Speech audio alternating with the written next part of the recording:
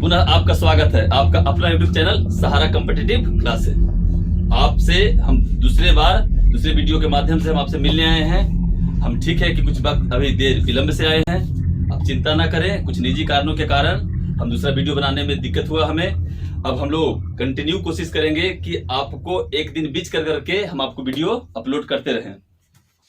जिस तरह से आप लोगों का प्यार हमें देखने को मिल रहा है, वीडियो को जिस तरह से आप लोग काफी पसंद कर रहे हैं, हमें दिल से काफी अच्छा लग रहा है कि आप लोग हमें पसंद कर रहे हैं। लेकिन अभी भी उन सभी विद्यार्थियों से हमारा संपर्क नहीं हो पाया है जो विद्यार्थी हमसे दूर हैं।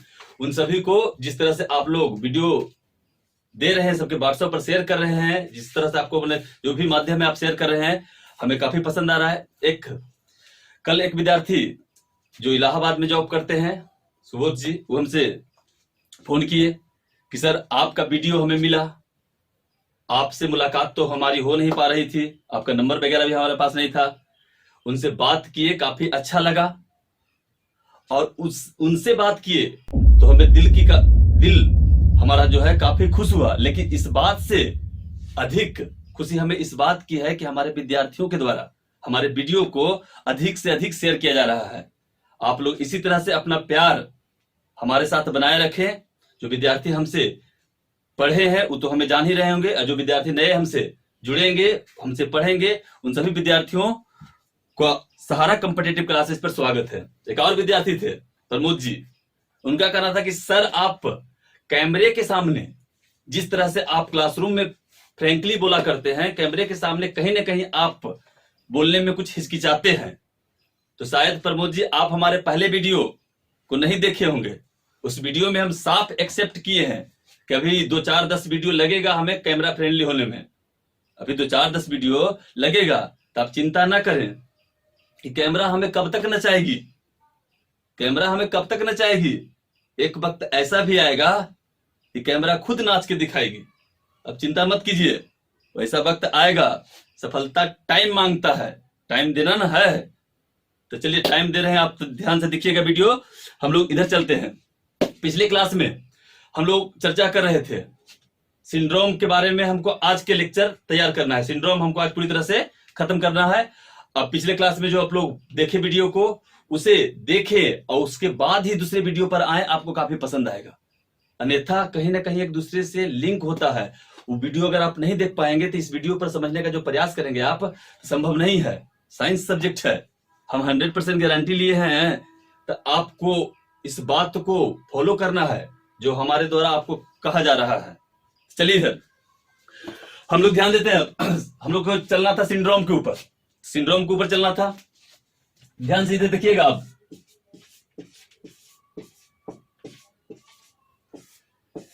सिंड्रोम का चर्चा हमको करना था। पिछले वीडियो में हम लोग कुछ बात किए थे, जो आप देखिए। पिछले वीडियो में हम आपको बताए थे गुणसूत्रों में हुए तब्दीली के कारण जो बच्चों में बीमारियां होती है, उस बीमारी को हम लोग सिंड्रोम की संज्ञा देते हैं। गुणसूत्रों में हुए तब्दीली के कारण जो बच्चों में बीमारी होगी, उसी बीमारी को सिंड्रोम कहा जाता है। सिंड्रोम का मतलब होता है बीमारियों का समूह, बीमारियों का समूह।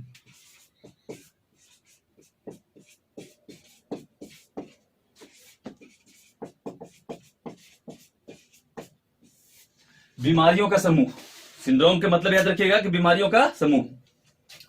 आप खुद सोचिए कि हमको आज के लेक्चर में पूरा सिंड्रोम हमको इंड देना है, इसलिए ध्यान दीजिएगा सर। बीमारियों का समूह हम लोग देख रहे थे कि आपको पिछले चैप्टर में बताए थे, गुणसूत्र के बारे में हम हल्का जिक्र किए थे।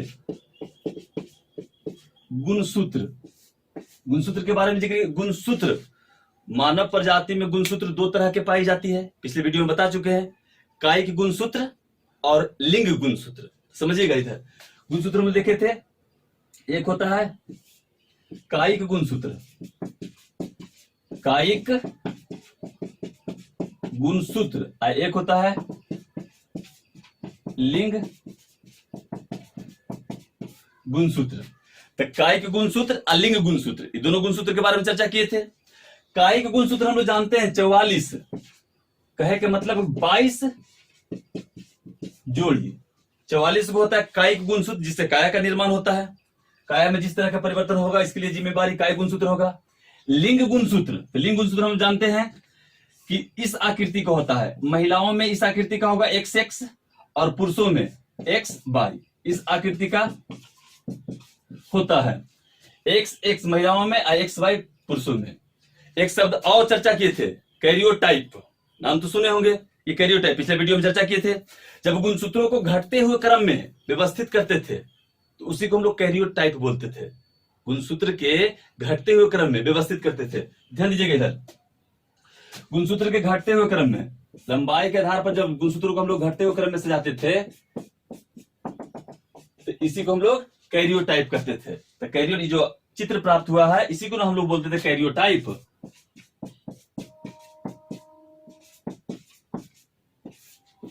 कैरियोटाइप तो गुणसूत्रों के घटते हुए क्रम में व्यवस्थित किए थे, उसको कैरियोटाइप बोले थे। इन सभी शब्दों को आपको पिछले वीडियो में हम बता चुके थे। अब हम लोग को आगे चलना है। अब थोड़ा सा बात सुनिएगा कि गुणसूत्रों में हुए तब्दीली के कारण जो बच्चों में बीमारी होती है उसी बीमारी को सिंड्रोम कहा जाता है। गुणसूत्र बढ़ जाएगा तब दिक्कत हो जाता है, गुणसूत्र कम हो जाता है तब दिक्कत हो जाता है। अब जब ये होता कैसे है, तो ये पूर्ण रूप से एक प्राकृतिक घटना है।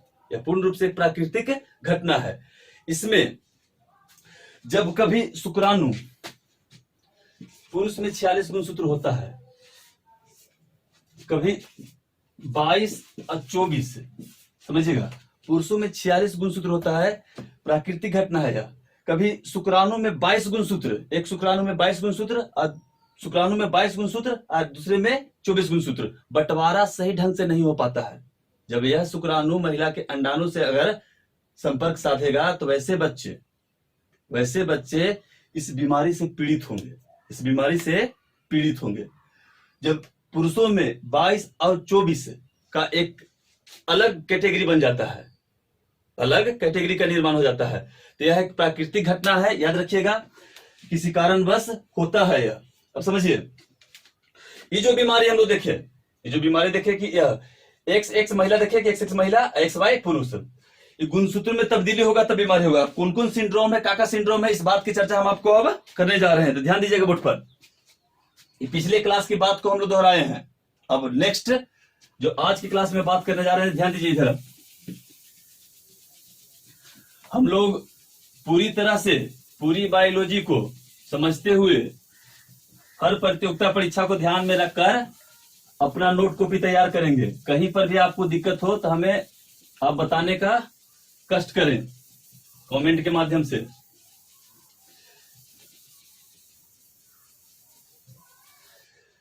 अब ध्यान दीजिएगा,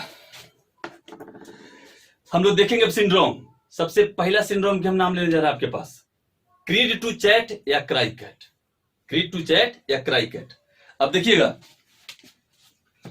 क्रीड टू चैट या cry cat, cri du chat, cri du chat या क्राई कैट, समझिएगा। क्रीड टू चैट या क्राई कैट ये क्या होता है, तो क्रीड टू चैट या क्राई कैट। अब हम जानते हैं बात के कि पुरुष में 23 जोड़ी गुणसूत्र, महिलाओं में 23 जोड़ी गुणसूत्र होता है। 22 जोड़ी गुणसूत्र पुरुषों में और 22 जोड़ी गुणसूत्र महिलाओं में कायिक गुणसूत्र होता है। और अंतिम जो 23वां जोड़ी होता है वो लिंग गुणसूत्र होता है। अंतिम जो 23वां जोड़ी होगा ना वो लिंग गुणसूत्र होगा।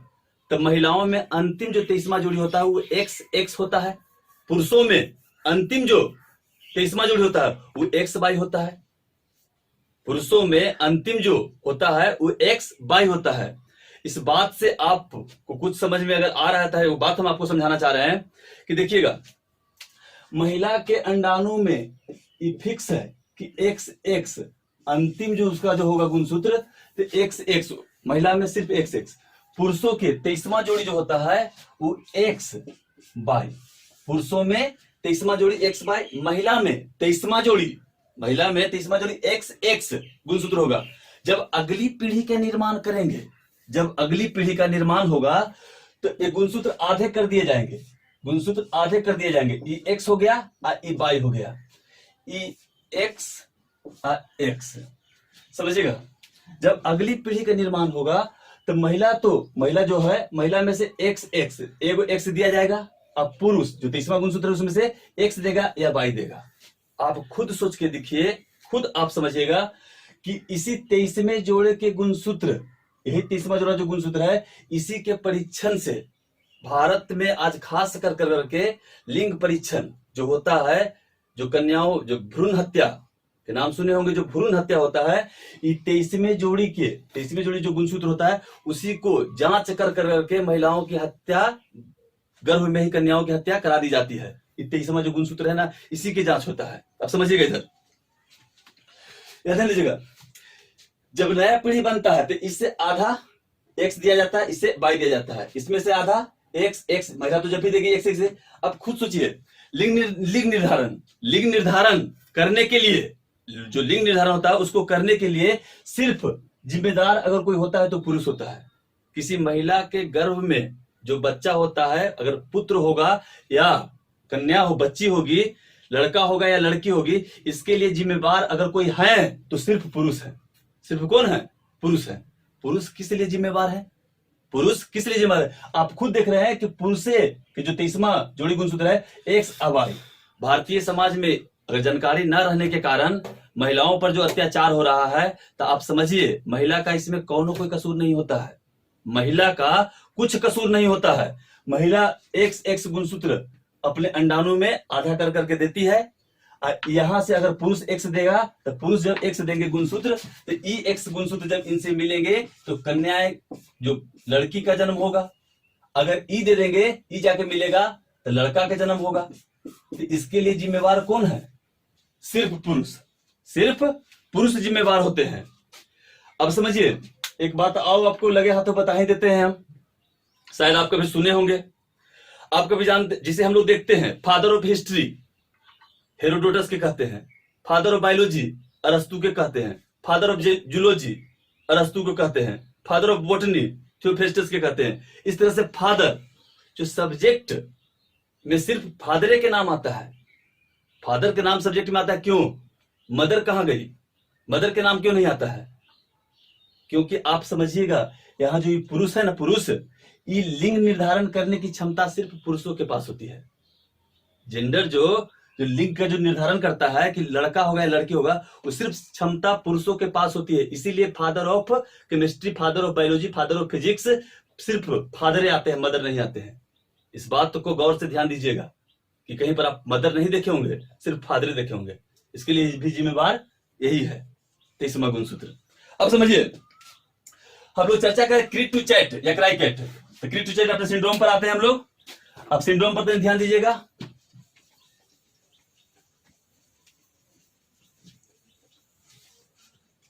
क्रीट टू चैट या क्राइकेट।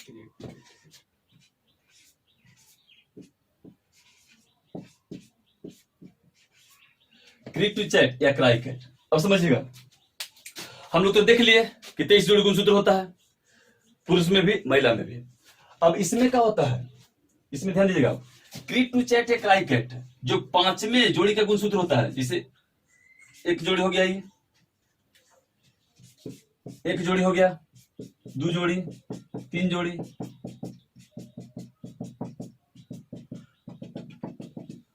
इस तरह से 23 जोड़ी गुणसूत्र होता है। तो एक जोड़ी हो गया, इस 2 3 4 5 कहे का मतलब कि 23 तक यहां तक जाएगा। अब देखिए, क्रीट टू चैट या क्राइकेट में क्या होता है? क्रीट टू चैट या क्राइकेट में ये पहला नंबर के गुणसूत्र, दूसरा नंबर के, तीसरा नंबर के, चौथा नंबर के, 5वां नंबर के, समझिएगा इधर, ये 5वां नंबर के गुणसूत्र तो 5वां स्थान पर आया घटते हुए क्रम में। देखें हम लोग, तो क्रीट टू चैट या क्राइकेट में 5वें गुणसूत्र के कुछ भाग का विलोपन हो जाता है। 5वें गुणसूत्र के कुछ भाग का विलोपन हो जाता है। 5वें गुणसूत्र जब माता या पिता से जब जाता है तो उसका कुछ भाग विलोपित हो जाता है, जिससे बच्चे में एक बीमारी होती है। उसी बीमारी को हम लोग बोलते हैं क्रीट टू चैट या क्राइकेट। क्रीट टू चैट या क्या? क्राइकेट। अब ऐसे बच्चे, इसको आप कह सकते हैं कि 5वें गुणसूत्र के कुछ भाग के विलोपन हो जाने के कारण बच्चों में जो बीमारी होता है, उस बीमारी को क्रीट टू चैट या क्राइकेट कहते हैं। ऐसे बच्चे सामान्य बच्चों की अपेक्षा काफी मंद बुद्धि के होते हैं। काफी मंद बुद्धि का, इनका मस्तिष्क का विकास जो है पूरी तरह से नहीं हो पाता है। इनकी आयु काफी अल्प होती है, ये अल्प आयु को होते हैं, नपुंसक होते हैं, अगली पीढ़ी नहीं बना सकते हैं, अगली पीढ़ी बनाने की क्षमता इनमें नहीं पाई जाएगी। इनका जो आंख धंसा हुआ होता है, इनका आंख धंसा हुआ होता है, ललाट का जो भाग है आगे की ओर निकला हुआ होता है। क्रीप टू चैट या क्राई कैट से ग्रसित जो बच्चे होंगे उनका ललाट आगे की ओर निकला हुआ रहेगा, आंख धंसा हुआ होगा, ये नपुंसक होंगे, अल्प आयु के होंगे, जो 5वें गुणसूत्र में हुए तब्दीली के कारण होता है। समझिएगा, इधर ये जो 5वां गुणसूत्र सेट है, 5वें नंबर पर जो गुणसूत्र है इसका सेट है, इसका ई वाला भाग देखिए, ई वाला भाग इसका विलोपन हो गया, किसी कारणवश ई वाला भाग विलोपन हो गया, इतने जा पाया है, इसका कुछ भाग विलोपन हो गया।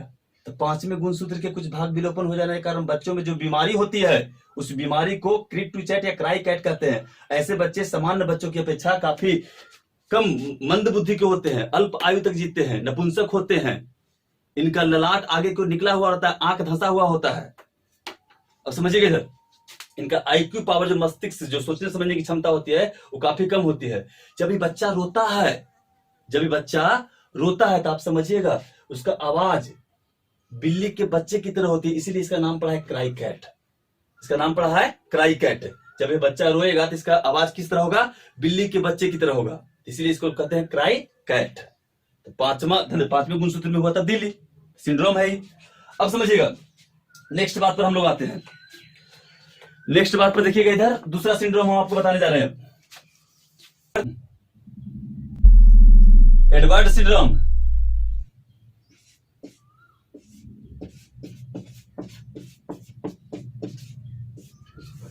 चलिए ध्यान दीजिए, एडवर्ड सिंड्रोम।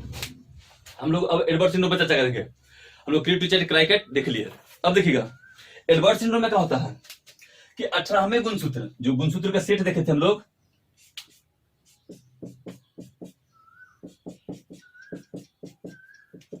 समझिएगा, इधर ध्यान दीजिए, अगर आपको कैमरा में नहीं जा रहा तो देखिएगा इधर,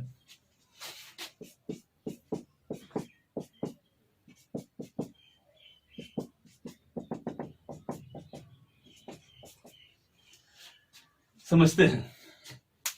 एडवर्ड सिंड्रोम 18वें गुणसूत्र में एक गुणसूत्र की एकाधी सूत्रता हो जाती है। 18वें गुणसूत्र में एक गुणसूत्र की एकाधी सूत्रता हो जाती है, जिसके कारण बच्चों में जो बीमारी होता है उसी को बोलते हैं एडवर्ड सिंड्रोम। 18वें नंबर के गुणसूत्र समझिए, हम लोग देख रहे हैं 18वां नंबर के गुणसूत्र कि मान लेवल जाए कि ये 18वां नंबर का गुणसूत्र है, 18वां नंबर के सेट है। तो 18वां नंबर के जो सेट है इसमें क्या हुआ कि एक गुणसूत्र की एकाधी सूत्रता हो गई, एकाधी सूत्रता एक गुणसूत्र बढ़ गया। 18वां नंबर के जो सेट था, जोड़ा था, पेयर था, 18वां नंबर पर जो घटते हुए क्रम में आया था उसमें 2 गुणसूत्र होना चाहिए था, लेकिन वहां पर 3 हो गया, 1 गुणसूत्र बढ़ गया। तो 18वें नंबर के गुणसूत्र में एक गुणसूत्र की जब एकाधी सूत्रता हो जाएगी तो बच्चों में जो बीमारी होता है उसको कहते हैं एडवर्ड सिंड्रोम। आज हम लोग जानते हैं कि 3 बात तो कॉमन है। 3 बात कॉमन कहने का मतलब कि एडवर्ड सिंड्रोम से ग्रसित जो बच्चा होगा उसके 18वें गुणसूत्र में एक गुणसूत्र की एकाधी सूत्रता हो जाएगी, बच्चा मंद बुद्धि का होगा, नपुंसक होगा, अल्प आयु का होगा। बच्चा मंद बुद्धि के होंगे, नपुंसक होंगे, अल्प आयु के होंगे, एडवर्ड सिंड्रोम से ग्रसित भी बच्चे। तो याद रखिएगा, ये 18वें गुणसूत्र में तब्दीली के कारण। समझिए, गुणसूत्रों की संख्या हम लोग जानते हैं कि इसमें कितना, 18वां गुणसूत्र में एक गुणसूत्र बढ़ गया तो गुणसूत्रों की संख्या कुल होगी कितना, 47। कुल कितना हो जाएगा, 47। ध्यान दीजिएगा, 18 + 1 मत समझिएगा क्यों नहीं से हुआ है। 18वें गुणसूत्र में एक गुणसूत्र बढ़ गया है, 18वें नंबर के गुणसूत्र में एक गुणसूत्र बढ़ गया है। तो जब 18वां नंबर पोजीशन में गुणसूत्र आता है तो उसमें एक बढ़ गया है, तो यहाँ कुल गुणसूत्रों की संख्या कितना हो गई, 47। अब 47 हो गया है तो प्रॉब्लम तो होने हैं। प्रॉब्लम कहने का मतलब क्या हुआ, एडवर्ड सिंड्रोम। तो बस इतने शब्द आपको बोलना है कि 18वें गुणसूत्र में जब एक गुणसूत्र की एकाधी सूत्रता हो जाती है, 18वें गुणसूत्र में एक गुणसूत्र की एकाधी सूत्रता हो जाती है तो बच्चों में जो बीमारी होता है उस बीमारी को कहते हैं एडवर्ड सिंड्रोम।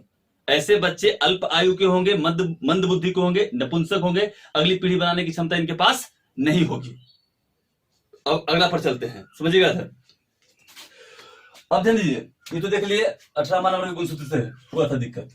अब अगला सिंड्रोम देखिए आप,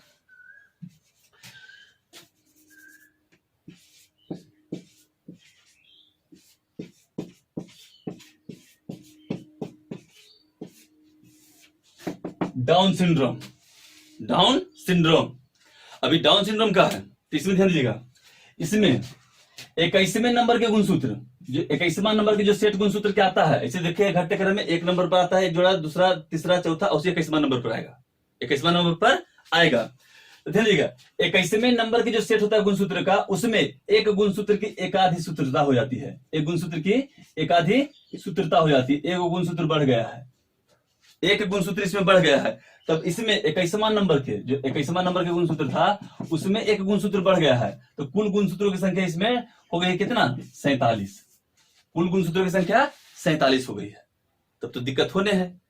21वें गुणसूत्र में जब एक गुणसूत्र की एकाधी सूत्रता हो जाती है तो बच्चों में जो बीमारी होता है उसको बोलते हैं down syndrome.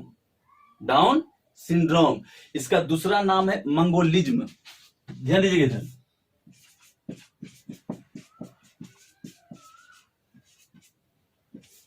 Mongolism, down syndrome को ही मंगोलिज्म कहा जाता है। अब बस आपको इतने शब्द बोलना है, 18वें गुणसूत्र में जब एक गुणसूत्र की एकाधी सूत्रता हो जाती है तो बच्चों में जो बीमारी होता है उस बीमारी को डाउन सिंड्रोम कहते हैं। ऐसे बच्चे मंद बुद्धि के होंगे, अल्प आयु के होंगे, नपुंसक होंगे, अगली पीढ़ी बनाने की क्षमता इनके पास भी नहीं होगी। अब इसी बीमारी को कहा जाता है मंगोलिज्म। आज जो डाउन सिंड्रोम से ग्रसित बच्चा होता है उसका नाक चपटा होता है, नाक चपटा होता है, उनका हाइट सामान्य बच्चों की अपेक्षा काफी कम होती है, उनका हाइट कम होता है, नाक चपटा होता है, सामान्य बच्चों की अपेक्षा काफी उनका हाइट कम रहता है। अब समझिएगा आप, मंगोलिया एक देश है, मंगोलिया एशिया महादेश में देश है जो चीन के ऊपर में है। मंगोलिया एक देश है जो एशिया महादेश में जो चीन के ऊपर में है, चीन के उत्तर में है। वहां के नागरिक के समान दिखने लगता है, वहां के जो नागरिक होते हैं वैसा दिखने लगता है अगर कोई डाउन सिंड्रोम से ग्रसित होता है तब। हमारा कहने का तात्पर्य ये नहीं है कि मंगोलिया के जो नागरिक हैं वो सब डाउन सिंड्रोम से ग्रसित हैं, नहीं। अगर कोई स्वस्थ व्यक्ति इस हिंदुस्तान जो भारतीय लोग हैं, भारतीय लोग में अगर यह बीमारी होती है तो उनका नाक चपटा हो जाएगा, उनका हाइट कम रहेगा, उनकी उंगलियां जो खुटेनुमा हो जाएगी, छोटे छोटे हो जाएगी। अगर ये बीमारी मंगोलिया में हो गया तो बेचारा पहले से ही उनका हाइट काफी छोटा था, नाक चपटा था, उनका नाक चपटा हो जाएगा, वो तो बेचारा के पहले से ही प्राकृतिक रूप से उनका एक प्रजाति है मंगोलिया में जो बास करते हैं। मंगोलिया एक देश है जो चीन के उत्तर में स्थित है। कभी दूसरे ज्योग्राफी वगैरह में चर्चा करने का मौका मिलेगा हमें आपसे, तो उसमें बताएंगे कि एशिया का सबसे बड़ा मरुस्थल गोबी मरुस्थल मंगोलिया में है। कभी हिस्ट्री में चर्चा करने का मौका मिलेगा हमें तो आपको वहीं से हम आपको चंगेज खान का भी बुलाएंगे, चिंता ना करें, ध्यान दीजिए इधर। अब देखिएगा पहले तो यहां देख रहे हैं हम लोग डाउन सिंड्रोम, तो आपको बस इतने बोलना है, डाउन सिंड्रोम 21वें गुणसूत्र में एक गुणसूत्र की जब एकाधी सूत्रता हो जाती है तो बच्चों में जो बीमारी होता है उस बीमारी को डाउन सिंड्रोम कहते हैं, या मंगोलिज्म भी कहा जाता है। अब नेक्स्ट सिंड्रोम पर चर्चा करने जा रहे हैं हम, चलिए अब ध्यान दीजिए इधर। अगला सिंड्रोम है, इसमें देखिएगा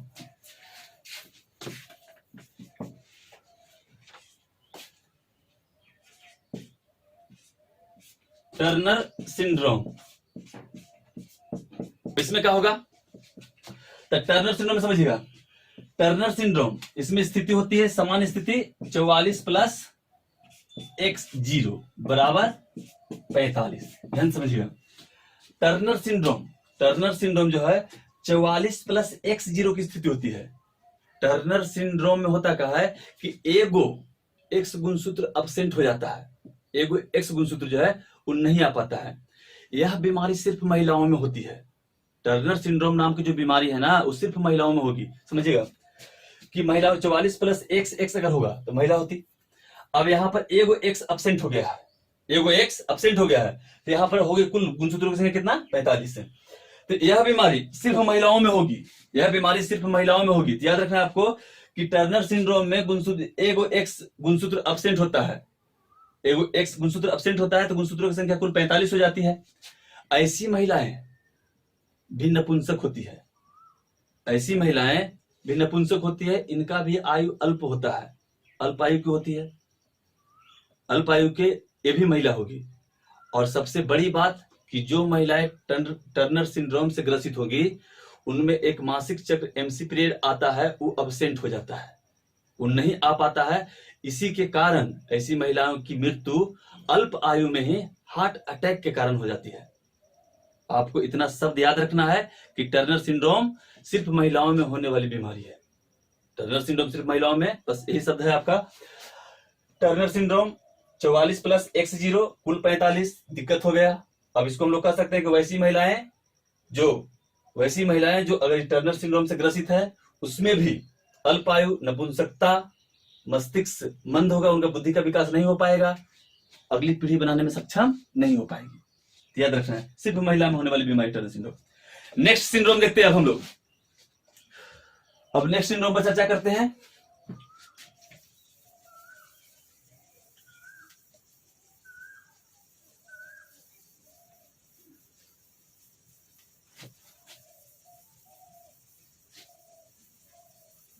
सब शब्द आपको याद रखना है, टोटल बात, एक भी बात भूलना नहीं है। चलिए ध्यान दीजिएगा इधर, और हम लोग ध्यान देते हैं इधर। नेक्स्ट हमको चर्चा करना है सिंड्रोम हम लोग था। नेक्स्ट देखिए पटाउ सिंड्रोम। पटाउ सिंड्रोम, इसमें क्या होता है? पटाउ सिंड्रोम में 13वें गुणसूत्र में एक गुणसूत्र की एकाधिक सूत्रता हो जाती है। 13वें गुणसूत्र में एक गुणसूत्र की एकाधिक सूत्रता हो जाती है। जब बच्चा में 13वां गुणसूत्र जाता है, 13वां गुणसूत्र, उसमें एक गुणसूत्र एगो बढ़ जाता है, तो गुणसूत्रों की संख्या बढ़ करके कुल हो जाती है कितना? 47। 13वां सेट जो था उसमें दुइयों को होना चाहिए था ना, लेकिन एगो बढ़ गया। तो 13वें नंबर पर जो गुणसूत्र आता है तो उसमें एक गुणसूत्रों की संख्या बढ़ जाती है, तो एगो गुणसूत्र जो बढ़ गया, जिसके कारण बच्चों में जो बीमारी हो उसको बोलते हैं पटाउ सिंड्रोम। Patau syndrome. ऐसे बच्चे भी मंद बुद्धि को होंगे, अल्प आयु को होंगे, इनका मानसिक विकास सामान्य बच्चों की अपेक्षा काफी कम होगा। ये तो तीनों कॉमन इसमें है। अब समझिएगा, पटाउ सिंड्रोम 13वें गुणसूत्र के कुछ भाग के विलोपन हो जाने के कारण बच्चों में जो बीमारी होता है उसको पटाउ सिंड्रोम से ग्रसित बच्चा कहते हैं। इसका ऊपर के होठ का 2 फाड़ होता है, ऊपर के होठ का 2 फाड़ होता है। इसको सामान्यतः हम लोग कह देते हैं कि ग्रहण वगैरह लग गया है इन्हें, ऐसी बात नहीं है। ऊपर का होठ इनका 2 फाड़ में बटा हुआ होता है। पटाउ सिंड्रोम से जो भी बच्चे ग्रसित होंगे ना, उनका ऊपर का होठ 2 फाड़ों में बटा हुआ होगा। याद रखिएगा, सिर्फ पटाउ सिंड्रोम में इतने शब्द आपको याद रखना है कि 13वें गुणसूत्र में एक गुणसूत्र की एकाधिक सूत्रता हो जाती है, जिससे गुणसूत्रों की संख्या 47 हो जाता है, जिसके कारण बच्चों में जो बीमारी होती है उसे बोलते हैं पटाउ सिंड्रोम। अब चलिए हम लोग नेक्स्ट बात करते हैं क्लाइफेल्टर सिंड्रोम। क्लाइफेल्टर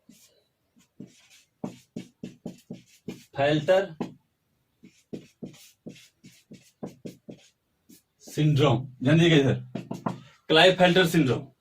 तो क्लाइफेल्टर सिंड्रोम में क्या होता है? देखिएगा, सामान्यतः 44 प्लस XY, ध्यान समझिए।